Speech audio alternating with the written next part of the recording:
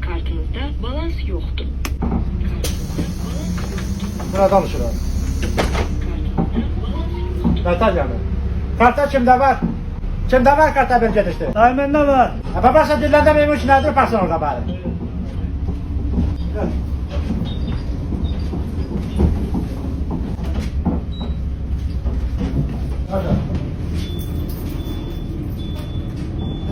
Ayşatır.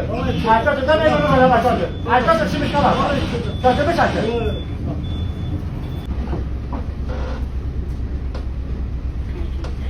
Kartınızda balans yoktur. Ay xanım. Ay xanım, deyəcək kartınızda pul olacaqdır. Çıxart da o transformatörün qulağından.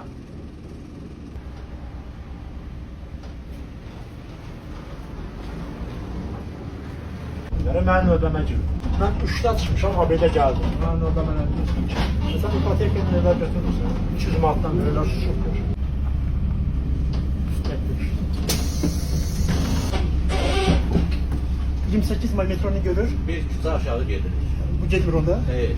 Onda ben eyle mi diyorum? Kes kartından. Şey dokun.